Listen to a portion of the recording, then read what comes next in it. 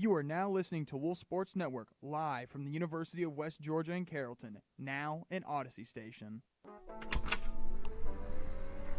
Live from Carrollton, Georgia, this is Sports Pack.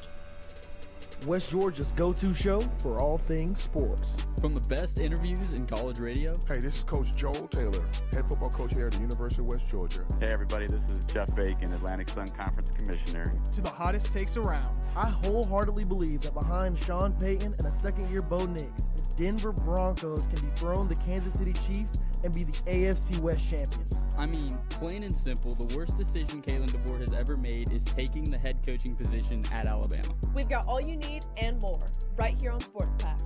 The Wolves play here.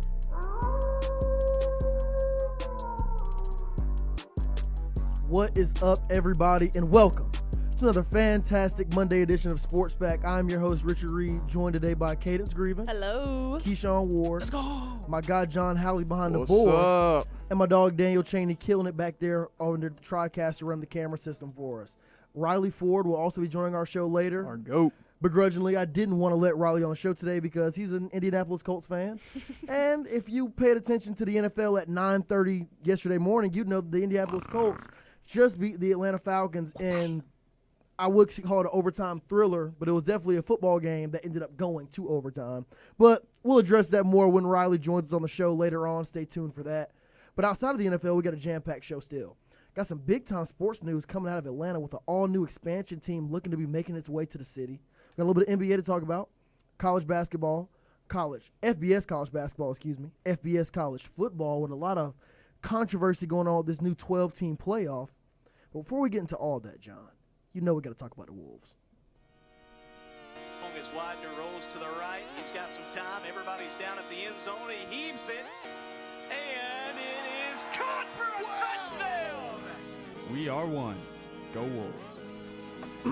You know, I really love the fall, guys, because there's so much going on at UWG in the UWG athletics world. I want to start off with our volleyball team who had two games this past weekend.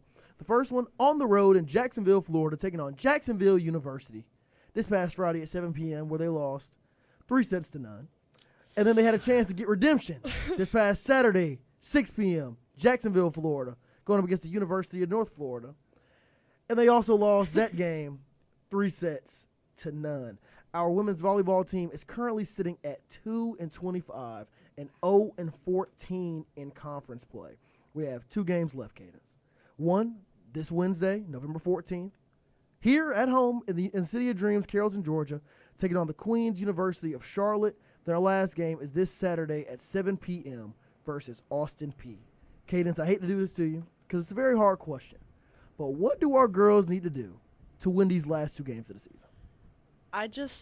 Honestly, I don't know at this point because we have had such a consistently, not in like any sense, but we have had kind of just a consistently negative season. And I don't know if it's a coaching issue. I don't know if it's a player issue. I don't know if it's a team morale issue. But we have just consistently just fell short this entire season. And I know it's disheartening for these girls, especially because when you play for a team and you play with a good group of people, you want to win, you want to push through. Mm-hmm. And when you just fall short every time, it's disheartening. And like we talked about the volleyball team last time, this might need to be a coaching change. Mm-hmm. Because I just think if we have fell short last year and this year, it's not adding up. And there's something that needs to change. And you do have a point. It's like, where do you place the blame? Is it the players? Is it the coaches? Is it the organization? John, I think it could be all three when you look at this team and see that they're on a 15-game losing streak. Wow. I mean, it's nasty to think about. I mean, I know last week I mentioned it, do we need to look into making changes to the coaching staff? Do we need a new head coach? Because we haven't been good since we made the move, and we were, a solid team in Division II. And at that point, you look at it, is it time? And I think you recruit well. You get some really good players, but what happens after a year? They leave. You don't keep them here. You don't retain them. So you have a young team. So then this sort of stuff happens. And, I mean, I think there might be a couple other factors, but as of right now, I think it might be a coaching scenario once the season ends here this weekend.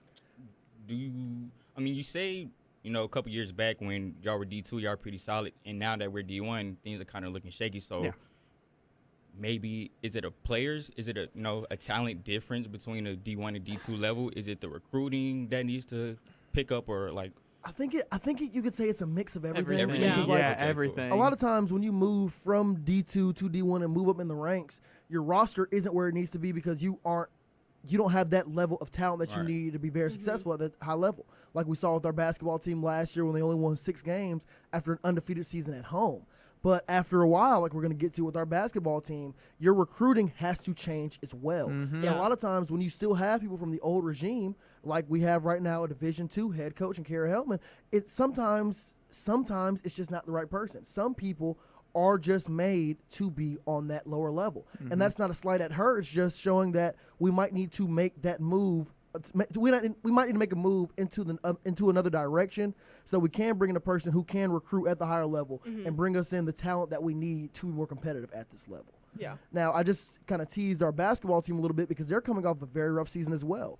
But it seems like after this second game of the year that head coach Dave Moore is willing to make the changes necessary to garner success for our team. After a 120-83 dominant win against Huntington University this past Friday, our leading scorer was Josh Smith with 26 points, had an emphatic poster dunk early in the game. It was incredible. All-around team win. Josh Smith had 26. Shelton Williams-Dryden, our leading scorer from last year, had 19 points. And I was very impressed by Kenneth Chime, our new center for the team. He had 7 points, but he dominated on the boards, 6 rebounds, 2 blocks. It was just an all-around great team win. We were shooting a high percentage from the 3, John. It was just extremely exciting in the Coliseum. Yeah, I mean, I will say I was not there. I was out in Athens watching UWG versus UGA in softball. But to get like the updates on my phone, looking down to see it's just throwing down against this team, it's great. And to see the way that we our leading scorer for the game. I mean, if I'm correct, he's a freshman, right? Josh Smith? Yes. I don't think so. Josh is a transfer. He came off the bench though. He came off Yeah, the he was a He came sixth off man the off the bench. bench. Hey, 26 off the bench. I'm not mad That's about insane. that. That's insane. Yeah. So maybe this is just some of those pieces we needed last year, and Coach Moore figured it out this year. I mean, I know we're going to play UCLA tonight. The number 12 team in the nation. It's a payday, Right. But Yeah. doesn't mean for the foreseeable future that might be one of our go-to guys right there in these scenarios that will happen. So I'm just really excited for the rest of the season now. And Josh Smith is not a freshman. He's a junior, but he was 8 for 12 from the field, 4 for 6 from 3. We shot exactly 50% from 3 in this game and 65.8% from the field. Cadence, it was incredible. It was, and I was there too this was it Friday? You were there Saturday at the women's game. Okay. The women's game was incredible as well. A 91-68 win versus Gardner Webb. Yeah. Fists were thrown around. Tempers flared a little bit. We had a couple close fights, a few ejections, all that for Gardner Webb, but for our Wolves, it was a great performance. I agree. I was gonna say the women showed out, and like we said, I think last Monday, our women's team, even though they might not have got the wins, but they were still able to compete against these big name teams. But we might not have pulled through to the win, but we just pulled through consistently with I would say how we were able to play, if that makes sense. Yeah, I get what you're saying.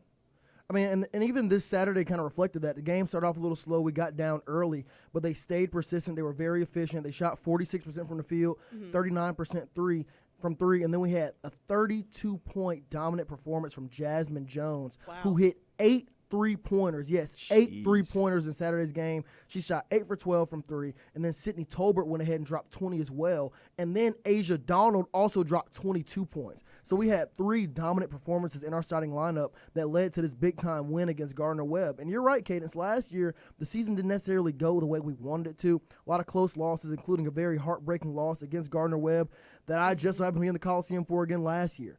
But this team looked different this time. Even when they went down early, they continued to battle. They pulled away. Gardner Webb had a few runs late in the game to try to close the gap, but our girls kept fighting back. It was very impressive. They fought back, Richard. Yeah, I was saying They fought back. They did fight back. It was a fight in the Coliseum. That's why we titled the episode this. But nonetheless, they showed a lot of fight, and I'm really proud of what our girls did this past weekend. And then, now, last but not least, we need to talk about our West Georgia football team, who had a 24-17 win against the University of North Alabama. Coach Taylor said it himself in the press conference earlier today. Wasn't the prettiest win in the world, but at this point of the season, a win is a win. We're currently sitting at 7-3 with a chance to go 8-3 this upcoming Saturday. Our quarterback, Davin Widener, probably had his best game of the season. He was 26 for 34, 274 passing yards, 2 touchdowns. Our running back, Latrell Morrell, got back on track with 16 carries for 128 yards and a touchdown. John, this is probably the most balanced we've seen West Georgia look all season. It's funny to say that and you say that this was like a scrappy win for us because these are the things we've been like talking about all season.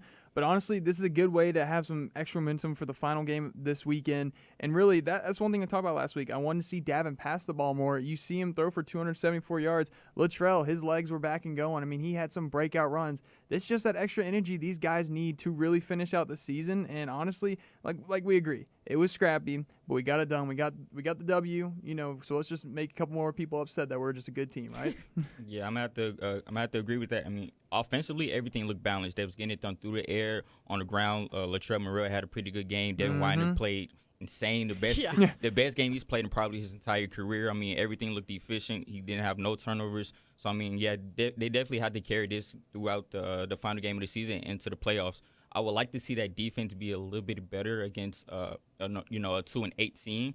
True. But we did hold them to, I just had it up, 17. So it's not a bad thing. Yes. So I mean, I guess I don't know. Against a 2-8 team, I expect a greater margin than just 7 points. But I mean, I don't know. That's just me. And I mean, early on, our defense kind of struggled. North Al lost their quarterback early in the first half, which led to us shutting them out in the second half. But I do get what you're saying. They kind of jumped out on us early. We were able to kind of pull away in the second. Well, let me not say pull away. We were able to gain the lead in the second half, and then just kind of sit on it for the rest of the game. Which is why I said it was a little ugly when it was a slugfest. But at this point, win is a win. Currently sitting at 7-3 with a chance this Saturday to double our win total from last year if we beat the Utah Tech Trailblazers, who is a very underrated team in the UAC Conference. We're going to talk a lot more about this coming Thursday, so don't miss out on our show then. We're going to take a quick ad break, but don't go anywhere because when we return, we're going to get into some college football. But not quite there yet. I must remind you that binge drinking is consuming 5 or more drinks on one occasion for males and 4 or more for females. However, college students drink at least twice that amount. That is why Wolf Sports Network and Wolf Radio's Drink Responsibly campaign is here to remind all of our Wolves to stay safe when drinking, to never drink under the age of 21, and to always have a designated driver. Oh, and even throw in some food while you're at it. If you're looking for a good place to get that food, every Wednesday is Fried Chicken Wednesday at West Commons Dining Hall. Faculty and staff can now get their own meal plans by visiting westga.edu/dinewest. You can also follow Dine West on Instagram at UWGDine_West for more special events and updates. Now, I hope you're not drinking on a Wednesday knowing that you got work and class the next day, but if you are, Fried Chicken Wednesday is the place to go to put some food on your stomach before you go crazy that night. Now, like I said, we're going to take a quick ad break, but when we return, we're getting into some FBS college football. Don't miss out. The Sports Pack on Wolf Sports Network. Hey y'all, it's Schrader. Now don't go anywhere because you're listening to Sports Pack here on Wolf Sports Network. The Wolves play here. It's time for Season 2 of the Playbook, and we're talking all things college football, putting together a better sophomore season than Tim Tebow in 2007.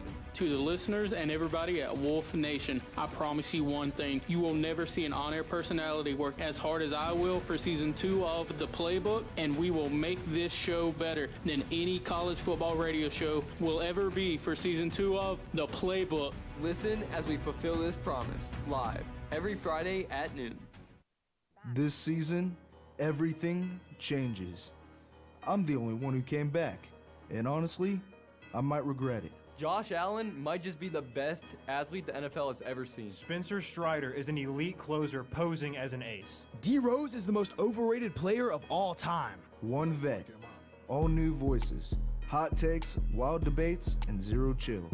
Season 6 of Sports Out of Pocket debuts this fall, only on Wolf Sports Network. Ian's freestyle went big. But we're gonna go bigger. Dang, it's my first season. I feel like a star. I be dropping hot takes. I speak real bizarre. How many views we gonna get? I'd say about 1 mil. Out of Pocket Season 6. We got zero chill. Tune in to Season 6 of Sports Out of Pocket. Wednesdays at 6 on Wolf Sports Network.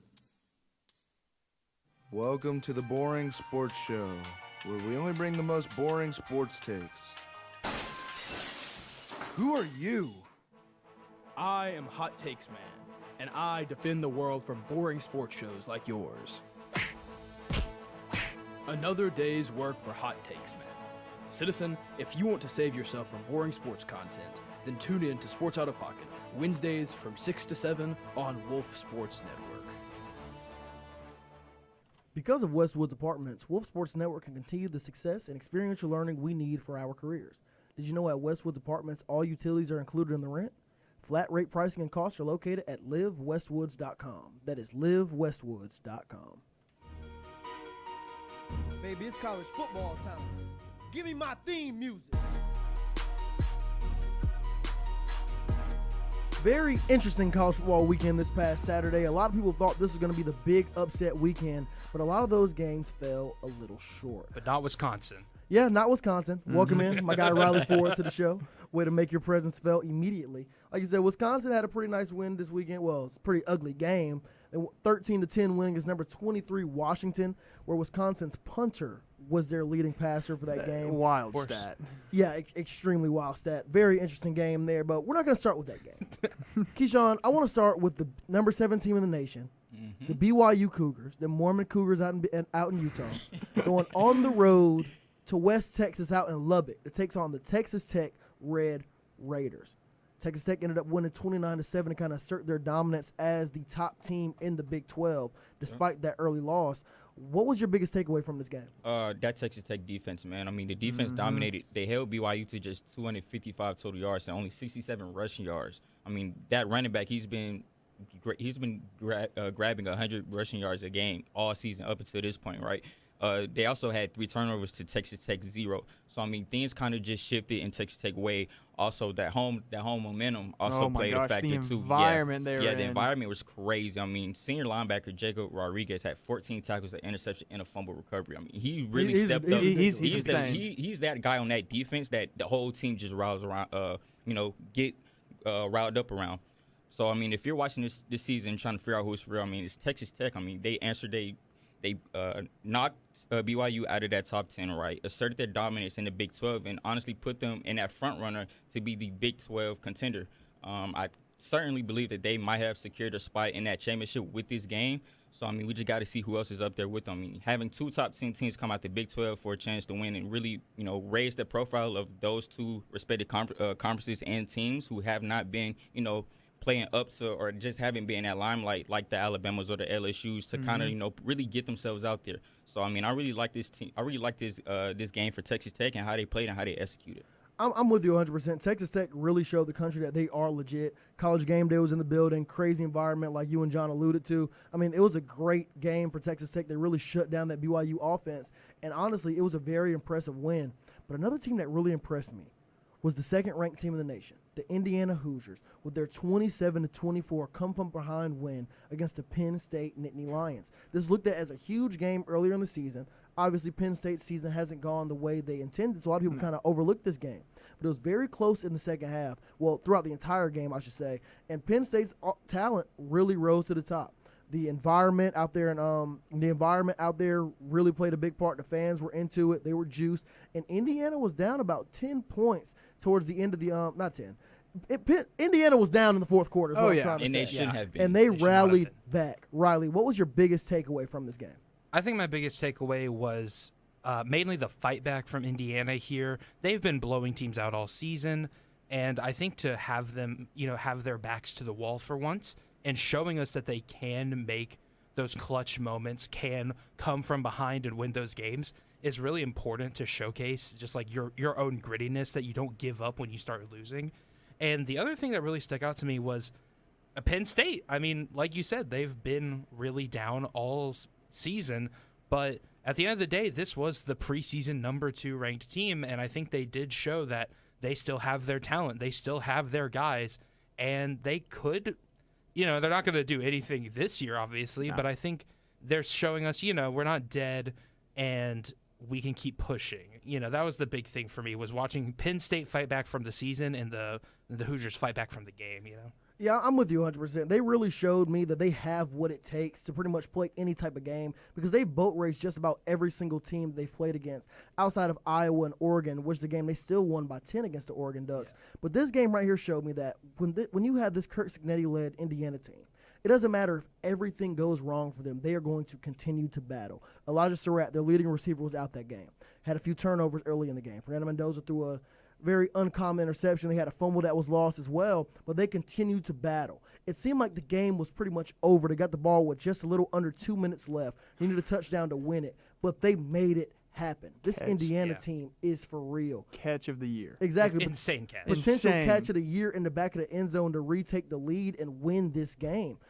I'm more confident in this Indiana team now after this game against Penn State than I was after their win against Oregon. Because this just showed me everything can go wrong for this team, but they're still going to battle. I think this team showed that they have what it takes to play deep into January this year and be a real deal national championship contender, John. Yeah, and I think it was a little wake-up call for Indiana because they realize how good they are. They know that they are a damn good team. They play really good ball and everything. At that point, when this happens, they really went into themselves and they fought back. That shows that team, hey, just because we are this good of a team, we cannot let this happen again. And so therefore, they really just showed some resilience there and just really probably helped set them up for the rest of the season, going into the playoffs. Because when they get into the playoffs, they know the whole scenario.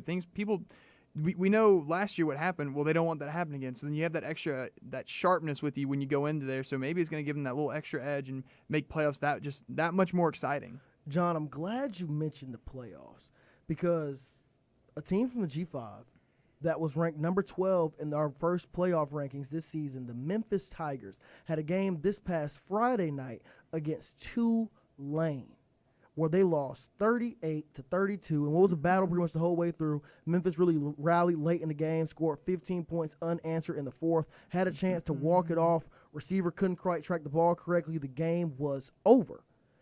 And with that, Memphis has been granted their second loss of the season, had another very ugly loss early in the year against UAB, essentially knocking them out of the race to be the G5 representative in the college football playoff. They still technically have a chance, but right now it's looking like the USF, University of South Florida Bulls, are leading the charge to have that 12 seed.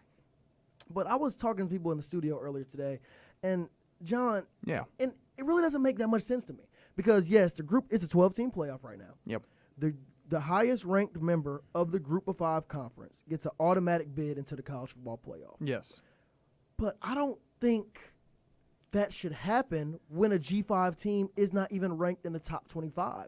It makes sense we have a really good G5 team. Like last year we had Boise State. A few years back we had Cincinnati, UCF. We have one of these real-deal G5 teams that are dominant in their ranks, make it into the top 25, borderline cracking the top 12 to 15, then it's like, okay, yeah, they deserve to be in the playoff. Yep. But in a year like this, when you have solid teams in the G5, yes, but no team that's really just making waves, they can't even crack the AP polls top 25.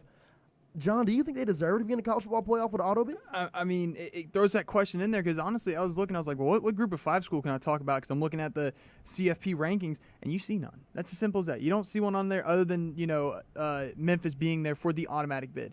To be honest with you, if a group of five school is not in the top 25, they are not proven that they say, hey, we can play some big ball. We can get into this playoffs.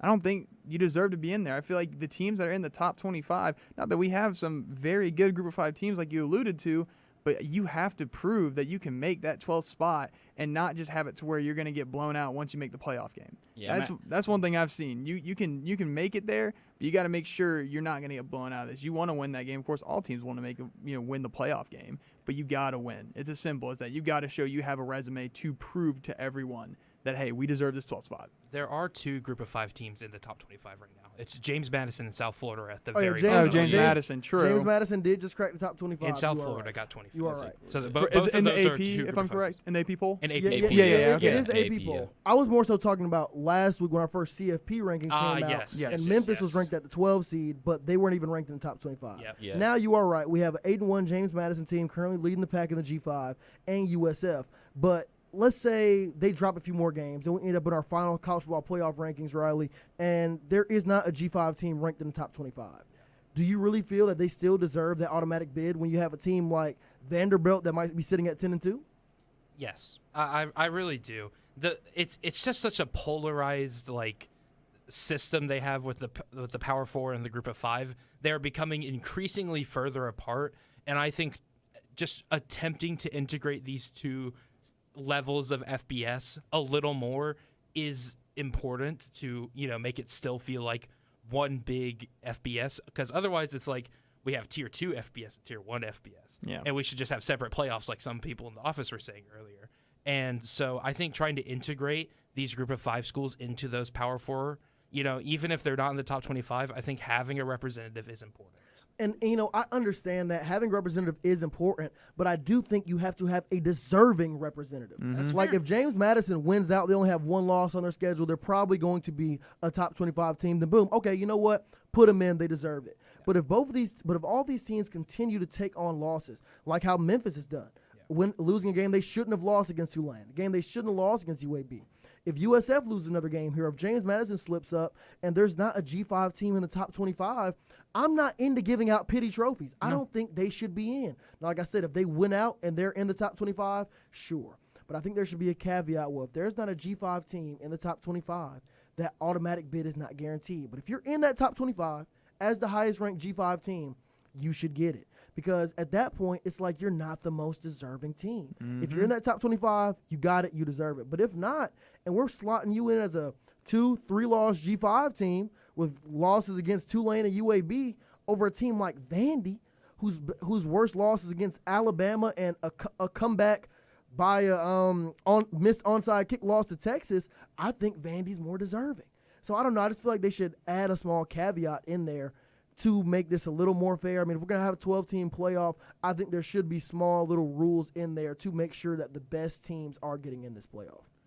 Yeah, I'm going to have to agree with that. I mean, like all of y'all said, if you can't even crack the top 25, then you have no business being in the 12 playoff bracket to begin with. I mean, if they're trying to integrate this, then have some of those group of 5 teams play these Power 4 teams. See what they do in the regular season versus a Missouri, versus a Texas Tech, versus a Utah, to really see where they're really at. And then later on, when it's time to start ranking these teams in the playoffs, now we could compare rates. Okay, how does Vanderbilt do versus Texas? How does James Madison do versus Texas? Now you got something to play. We got something to compare and contrast.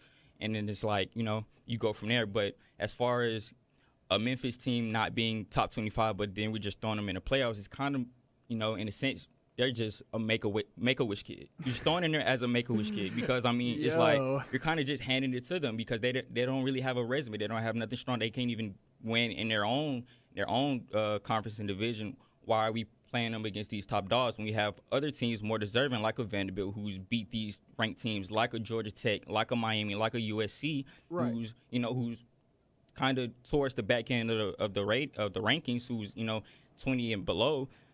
They have a better resume than a James Madison or a Tulane who has these small wins. So, I mean, that's my take on it. And you're right. It kind of could seem like a waste of a game here because the 12 seed is going to square off against the 5 seed.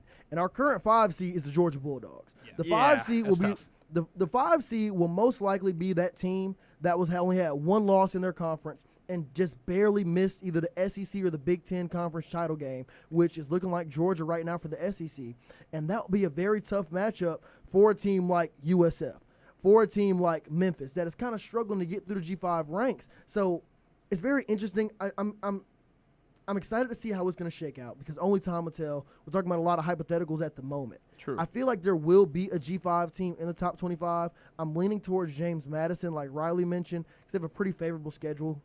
They have App State, Wazoo, Washington State, and they go on the road to Coastal Carolina in their last game of the season. So they have a very favorable slate. They're currently first in the Sun Belt. It's looking like it might be either them or USF. Yeah. But if one of these teams is not in the top 25, I can't justify putting them in over a borderline team like Vanderbilt, like potentially a Texas if they find a way to beat Georgia or Texas A&M this season. I don't know. I just find that very hard to rationalize. Right. Also, watch out for Navy. They are actually first in the American right now. They're above USF. Really? Yeah, and they play South Florida this upcoming week. So that could really determine which one of those 2 teams goes forward. So I think Navy also has a chance. But I think, like you said, if there is a deserving contender from the Group of 5, and I think a deserving contender will arise at some point. There's still a couple weeks left, and I think there will be a deserving contender. I think so, too. Like I said, only time will tell. We'll see what happens. This USF-Navy game is going to be big time. I think there's going to be one. I'm just saying in the future, I feel like there should be a little extra thing in there saying must be a top 25 team. Mm-hmm. Right. That's just my opinion. That's fair. Opinions like buttholes, all of them ain't clean, but everybody has one. So, on that note, let's go ahead and move on, John.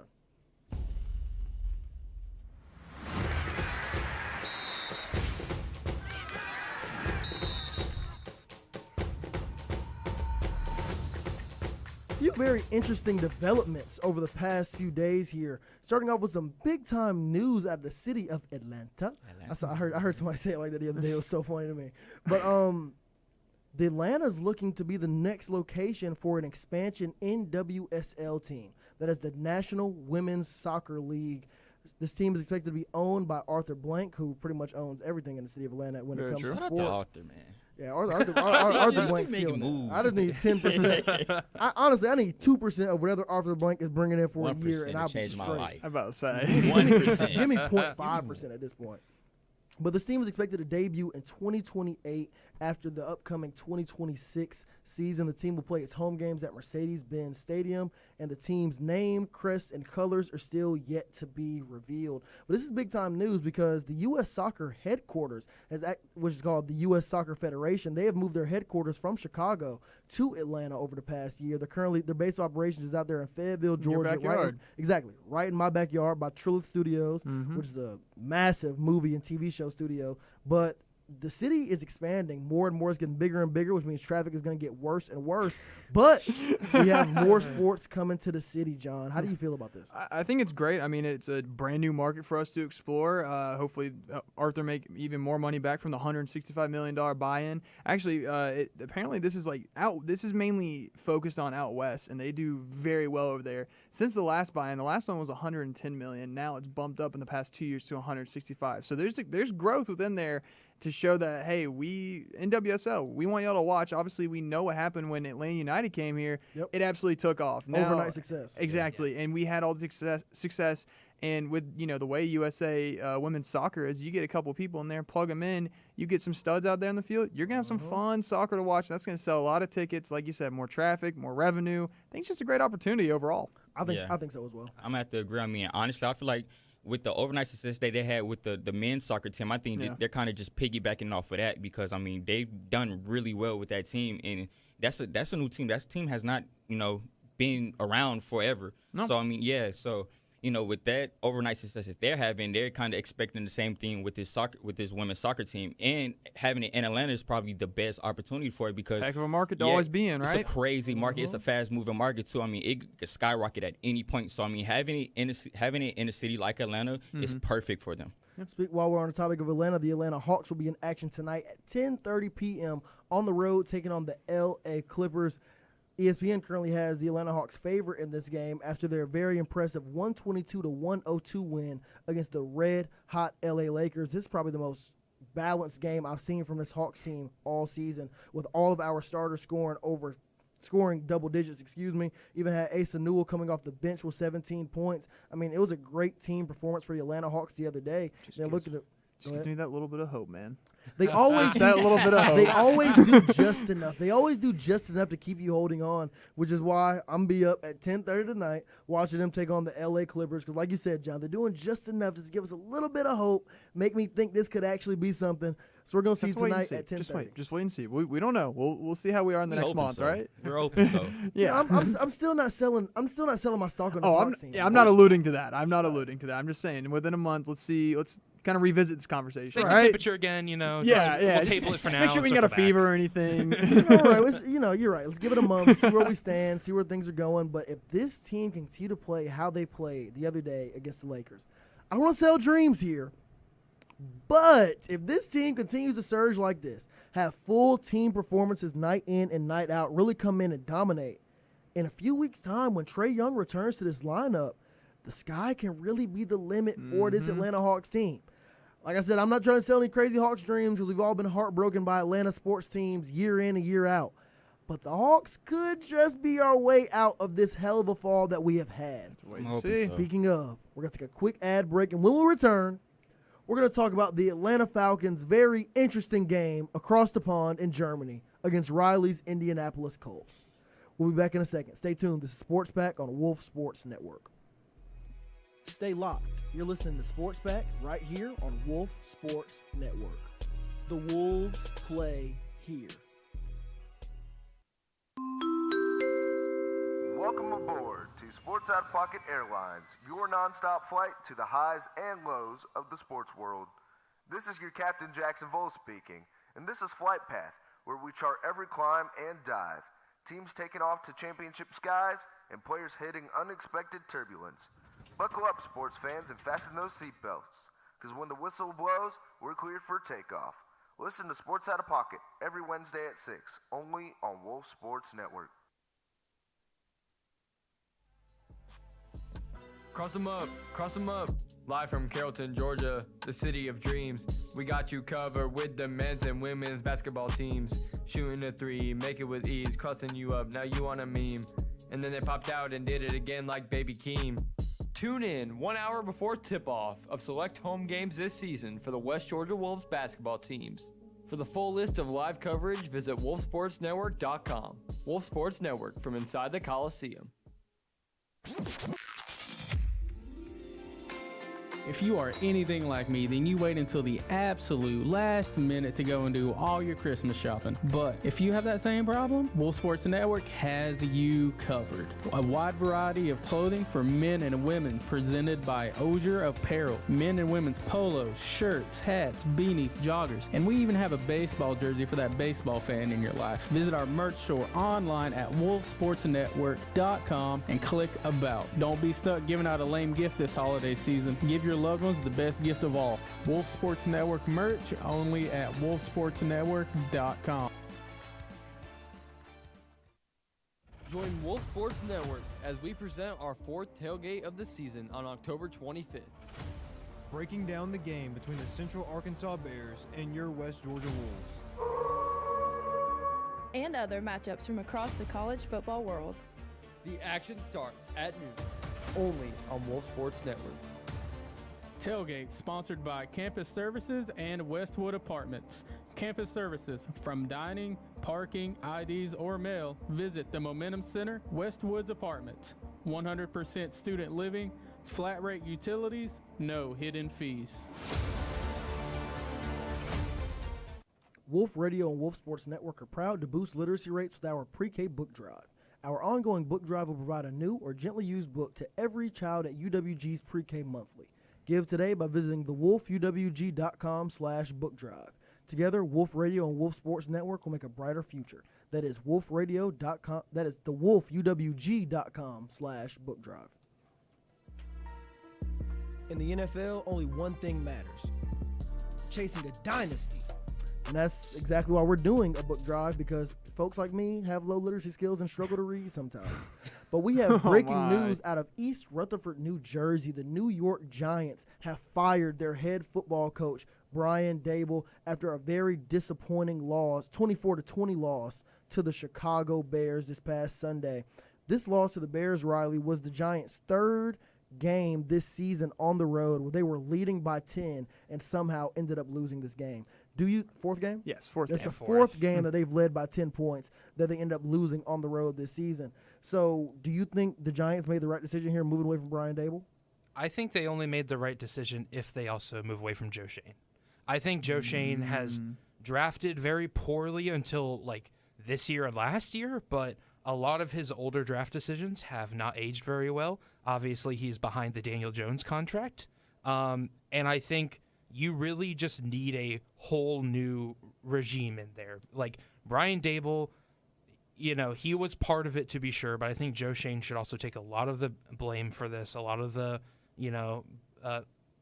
just pointing fingers at him. And I think that this move only works if you drop Joe Shane and go for a whole new thing, because Shane's issues are still going to persist if he's GM, no matter who the coach is, Yeah, I'm going to have to agree. I mean, the Giants really have been bad since the Eli Manning days. I mean, the Brian Daboll era, I mean, he hasn't really lived up to any expectations, if he had any to begin with. The team has just been bad all year, and in the recent years as well. Like you said, the GM, he's behind that Daniel Jones contract. So, I mean, that everything that he's been doing in these recent years with these draft picks, I mean, none of them have really been hitting. You drafted Jalen White. He hasn't done anything. Daniel Jones, you throw him in another system with new coaches and team and, a whole new supporting cast, and look what he's done. So, I mean. Well, someone's happy over there. Oh, yeah. Listen, if he's working for us, he's working for us. He didn't work for the Giants, though. Riley loves Danny Dimes right now. I could imagine. We're calling him Indiana Jones now. Indiana Jones, baby. That's his name. No more Danny Dimes. It's Indiana Jones. Yeah, that's what we're going with, Indiana Jones. But, I mean, I love this move for the Giants to get rid of Dayball. But, I mean, if you're going to get rid of him, just bring a whole new package in general for your new rookie quarterback. Because, I mean, he's still young. So, I mean, he's going to need us a good supporting cast, a glue. You can't just be switching guys in and out. That's not going to be good for his development. Yeah. I just want to say, it's like, I get what you're talking about with their GM because obviously it's not panned out for him. I didn't expect Dayball to be fired right away as of today. I was thinking the end of the season. See what you can do with Jackson Dart. See what happens. Plus, you're down Cam Scatterbo, who'd been going crazy. You're without Malik Neighbors, so maybe there could have been some different wins, losses there, but that's hypothetical. So would I have wanted to wait to see till the end of the season? Yes. But is it the worst decision? I don't think it's the worst decision. It's just they're kind of stuck in like a purgatory at this point, right? It's been a while since the Giants have been good, except for the one magical season Daniel Jones had with Saquon Barkley going 9-7-1. So I'm the only one that thinks that this is a bad move here. When I look at this Giants team, they've been competitive in just about every single game they've played against this season. Tough loss to the Broncos, yes. Tough loss yesterday to the Bears, yes. Loss to the 49ers. They're a flawed football team. Yep. But we all know they're in the midst of a rebuild. And this is a team that is without their number one receiver, Malik Neighbors. Yes. They have thrown Jackson Dart into the fire as a rookie quarterback, and he has somewhat excelled for this team. We all know he's the future in New York. So the fact that they don't have Malik Neighbors right now, they no longer have Cam Scatterbo, who's lost to injury after he broke his ankle, but they are still extremely competitive in all these games. I think Brian Daboll was the right guy. It just wasn't going to be this year. We all knew it wasn't going to be this year, especially after Malik Neighbors went down. So I was actually pretty surprised when I saw this move. I'm not really sure if I love it. Like I said, they're super competitive. These guys rally around him. It's obvious that they do. It's just not their year right now. But it's obvious it will be soon with a bright future behind Malik Neighbors, Cam Scatterbo, Jackson Dart. Let's not forget to talk about that insane pass rush led by Abdul Carter and Brian Burns and Kayvon Thibodeau. I mean, they have a real deal defensive line on the other side. But that's what makes this such a big-time firing, because now this is the number one destination job for an incoming head coach, because they got a lot to work with. Exactly. The rebuild is almost over. You can see the light at the end of the tunnel. The quarterback's there. The running back of the future is there. The wide receiver of the future is there. They've shown they're willing to get aggressive in free agency because they know the pieces are there. The pass rush is borderline elite, one of the better pass rushes in the NFL. So when you're looking at this job now, this is a big-time landing spot for whoever is either looking to leave the college ranks and move to the NFL, or whatever coordinators might be pivoting. Maybe it's a Cliff Kingsbury, who's currently the OC for the Washington Commanders. That'd be a big-time offensive hire for them. So this is definitely a job opening to watch out for. I'm not saying I love the move to move away from Dable, but now a lot of head coaches are going to be looking to make their way to East Rutherford to coach the New York Giants. Yeah, I'm going to have to agree. One thing that I really want to see with this next hiring is how patient are they with the head coach and the players, right? Because you still have, your quarterback, he's still a rookie. He's still going to have time to develop.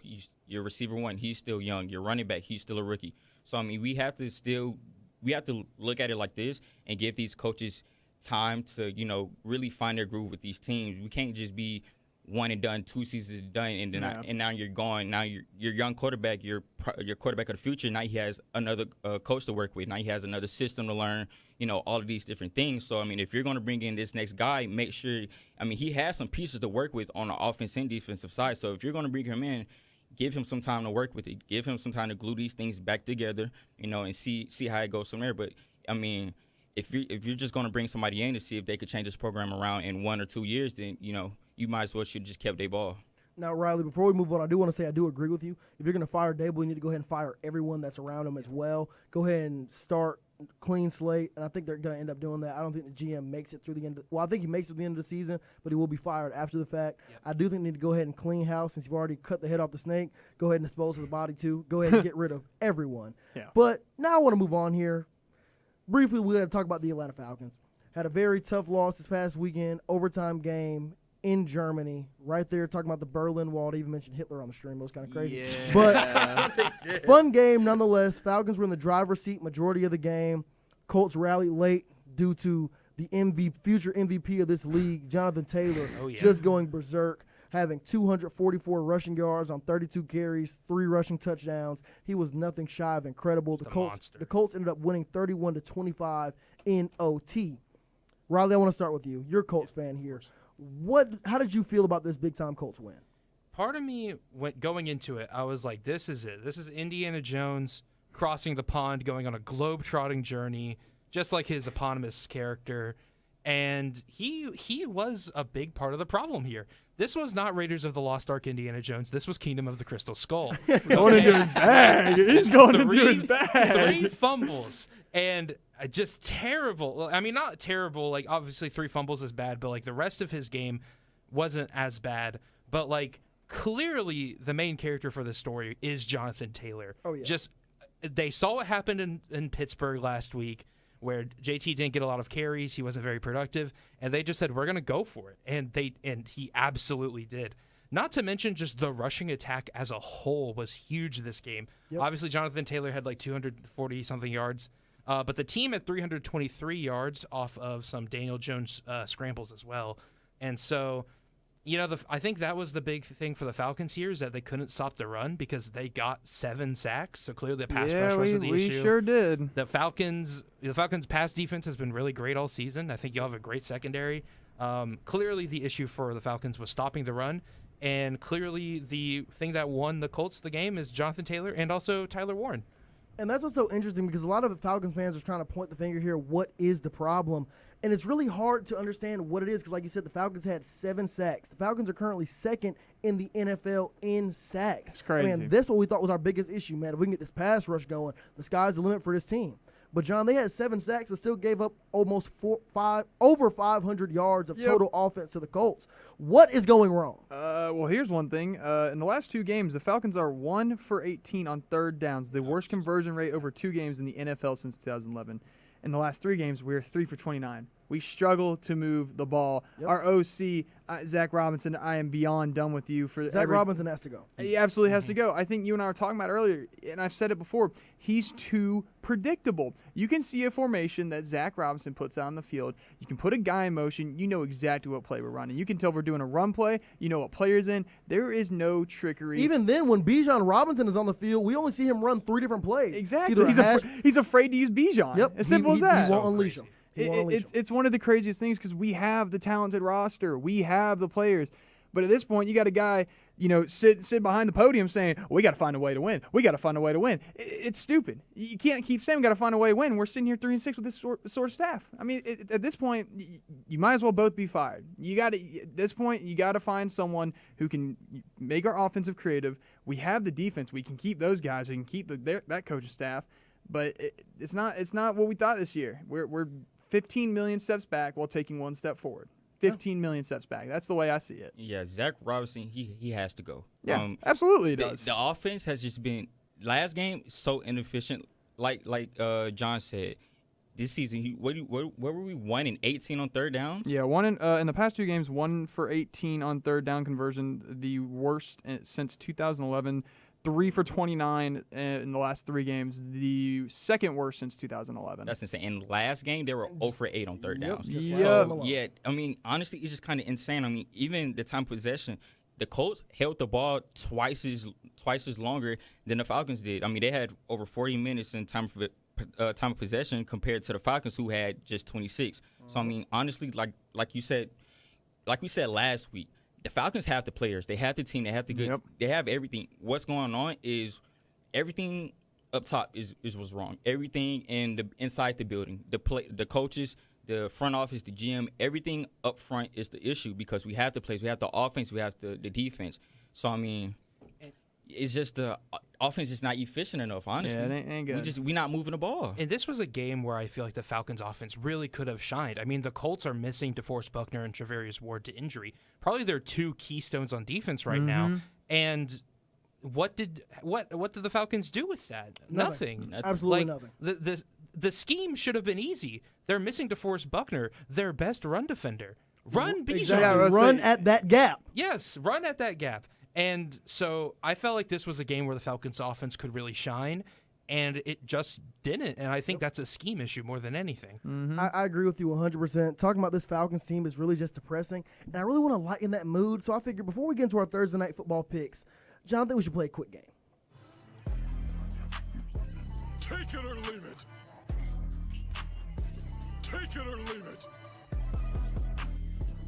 Take it or leave it. Been a minute, man. Nah, it really has been a minute. It's You don't know been what a we haven't minute. done this all semester. So, take it or leave it is a very simple game. Take it or leave it. I'm going to give a sports take, and our guys going to throw up their signs, either taking it or leaving it. And I'm going to get one of you to briefly explain why you made that decision. So, Keyshawn, first question's for you.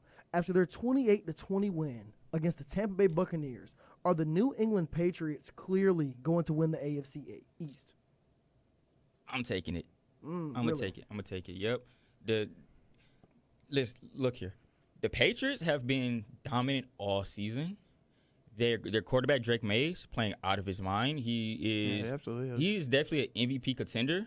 And what's so crazy about the Patriots is they don't even have the star-studded receivers either. They don't. mean, their best receiver is 32, 33 years of age. I mean, he's still Stephon Diggs. balling. Yeah, he's still good. He's still balling, but I mean, he's getting up there in age. So I mean, they don't even have a star-studded receiver. They don't really have this big name running back. I mean, their rookie Travion Henderson, he got it done on the ground last game. He's starting to emerge. Man, He literally what? turned to their head coach, was like, "Should I score a touchdown?" And he's like, Man, "Yeah." He has insane speed. Yeah. Yeah, I mean, they're looking great offensively and defensively. Everything is clicking. They've turned that organization around from what it was a year ago and then, the years before that. So I mean, honestly, only thing being the Patriots is the Patriots. Riley, next question's for you. Are the Seattle Seahawks the best team in the NFC? I'm taking it. This is such an easy answer for me. I've been really high on the Seahawks a lot this season, and highlighting two things. Mike McDonald defense is truly insane. They're third in the league in sacks. They're tied for fifth in interceptions. They're fourth in rushing yards allowed. They're 17th in pass defense, but Devin Witherspoon has been injured off and on again, so hopefully that pass defense can come into its own. And so that defense is suffocating, and their offense is going really well right now. Sam Darnold is statistically a top 10 quarterback. He's top 10 in passing yards, yards per attempt, passing touchdowns, and completion percentage. Like, he's balling. And obviously we know Jackson Smith and Jigba. That guy is awesome. We've seen it. He's literally like 100 yards ahead of every other receiver. Turning into a top 5 receiver in the NFL. Absurd. Ridiculous route runner. And I think what takes it over the top for me is them getting Rashid Shaheed at the trade deadline. I think that's a really smart move, getting a nice extra wide receiver that for not a lot of capital either, like a fourth and a sixth round Another pick. guy that can really That's stretch the very ball down the underrated. field. Plus, you have a young star in Torrey Horton over Oh there for my wide goodness, receiver. yes. You just have these pieces that they've been looking for quite some time now. It's just a really well-rounded team to me. They establish the run every game. They can throw it over the top. They can stop the run. They can stop the pass. I just think it's the whole package. You're right. They're very balanced, and it's looking like they're going to be playing very deep into the playoffs this year. Now, John. Yes, sir. Saving the best for last. Last one's for you. Yes. What is it? The Detroit Lions win the uber-competitive NFC North. Take it or leave it. You know what? I'm going to take it. Yeah, I mean, they're a heck of a team. You know Dan Campbell's got those guys fired up over there. I know they've had a couple of, at the beginning of the season, they got their teeth absolutely punched into them, but they've kind of responded back to it. I know the Vikings game they played was not that good, but it's just one of those games that happens. You're not going to win every game, right? And I just think the way that they've installed their new offense, I mean, it's still kind of the similar offense. Dan Campbell's calling plays now. I was about to say, I saw that, and I think just with the grit of the team, they can. It absolutely can be. They can win the NFC North. They just got to take care of it. They can't let these little games sneak up on them and have that happen, because that can total up a couple more losses. I mean, we saw this team last year. Highly efficient offense, highly efficient defense. I would say the defense maybe not as efficient. It's a lot better this year. You lock down a bunch of guys. You have a heck of a team. I think they could win the NFC North. It's looking like when you look in the NFC North picture that their biggest threat here is the Green Bay Packers. Oh. The Packers are currently sitting at 5-1. You corrected me there, Richard. Yeah, all right. but when you're looking at other teams, looking like the Green Bay Packers are really creeping up here after the Micah Parsons deal. A lot of people were really high on them. Had a few rough games throughout the season, but they are still a very talented football team. and they have the 6-2 Philadelphia Eagles coming into Lambeau Field for tonight's Monday Night Football matchup. John, before we make our picks, remind the people of our policy. Sports Pack and Wolf Sports Network are not liable for any financial losses that may occur due to using our picks outside of the show. These are just our opinions. Don't blame us. Blame the players. John, you hit the button, so I'm starting with you All first. right. Who you got, the visiting Philadelphia Eagles, or do the Green Bay Packers get their 6th win of the season at home in Lambeau? Honestly, I got the Eagles win tonight just because they're a juggernaut. They're high-powered. You have Saquon. You've seen that just the way that they've spread the ball around finally. They really open up to Devontae Smith, A.J. Brown. They're getting all the receivers in there. Plus, keep in mind, I keep forgetting, they have Tank Bigsby over there. They have a bunch of running backs to shuffle in. You have Will Shipley. They're just a really high-powered team. I know the defense is the question, and it's not that it's the worst defense in the league, but it's a questionable thing. But I just think it's a juggernaut that's really hard to stop. We know Green Bay is really good. So I got the Eagles. The key for the Packers, if they're going to win tonight, is you're going to have to create pressure on Jalen Hurts. You got to create pressure, and you got to stuff the run. Simple as that. Yeah, I'm going to have to agree with John. I'm going to go with the Eagles here. Like you said, that Eagles defense, it's a little iffy, but the Packers are missing their two starting receivers. Matthew Golden, I believe he's either out or questionable. I don't really know I'll check. the updated. He's questionable. He's questionable okay. as of right now. Questionable. Also, Dontavian Wicks is also questionable. So, I mean, that receiving room for the Packers are kind of depleted at the moment. And don't forget their star tight end, Tucker Kraft, is out for the year. He's out for the entire. So, yeah, that receiving core for the Packers is going to be light this tonight. So, I mean, I'm going to have to give the edge to the Eagles with this one. Yeah, that's my take on it. I'm going to be a little different here. I'm going to go with the Packers for this one. They're man missing you are, Jair. Riley. Interesting man. Interesting man. Thank you. They're missing Jair Alexander. Nolan Smith is questionable. Like their defense is already looking kind of rough, and yet they have more defensive injuries now. The Packers' offensive injuries may offset that, but I kind of always feel like the home team has just a slight boost, and so I think these teams are pretty evenly matched. I'm very curious to see how the Packers defense holds up against this Eagles offense, but I think they can. They've been very consistent, the Packers defense. So I'm just going to go with the Packers because I'm feeling the vibes. Yeah, I'm with you. It's going to be a very interesting game. Lambeau Field's a very tough place to play. It's getting cold out. The Eagles aren't afraid of playing in the cold, but it's going to be a good game nonetheless. Like you said, the Packers have a lot of offensive injuries right now, but they also have people coming back healthy as well. You have the return of wide receiver. Jaden Reed? No, I mean, Jaden Reed potentially coming back for the Eagles today. You also have Christian Watson. Excuse me. That's what I was trying to think of a second ago. Christian Watson. He's really emerged over the past couple weeks. He's back in this offense. The key is which one of these receivers, not Jaden Reed's questionable. Jaden Reed should be back tonight. Matthew Golden is questionable. I think Josh Jacobs should be playing. He was on the injury list as well. Yeah, they have a lot of big-time injuries on this team. So the question is, who's going to step up and become that go-to guy for Jordan Love? It was looking like it was Tucker Kraft. He was looking like one of the best receiving tight ends in all of football, putting up insane numbers for my fantasy football team a couple weeks ago. But now, like John said, he's out for the season with an ACL injury. So I really want to see who's going to step up for them, because when Jordan Love has a go-to guy, a guy he knows he can just find on the field and fall back on, he's one of the best-looking quarterbacks in football. But like last week's games against Carolina Panthers showed, well, he didn't just have a guy he just knew he could dump off the football to. He looked flustered. Their offense did not look good. And that's why I'm going with the Eagles here. I think the Eagles have a more solid infrastructure in place. Even though their defense is a little banged up, they're facing a Packers offense that is really trying to find their identity again. Their run game really hasn't been as dominant as I think it should and could be with Josh Jacobs.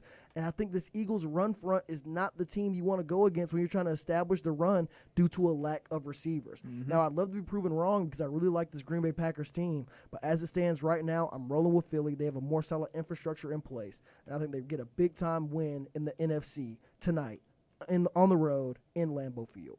Now, that's all the time we got for Sports Pack tonight. I want to thank you all for tuning in. Catch us right here again, same bat time, same bat channel, this upcoming Thursday. We're going to preview the West Georgia football game, talk a little bit of basketball as well, and tell you everything you need to know about the upcoming weekend in sports. But until then, signing off, this is Sports Pack on Wolf Sports Network. Thank you all for tuning in.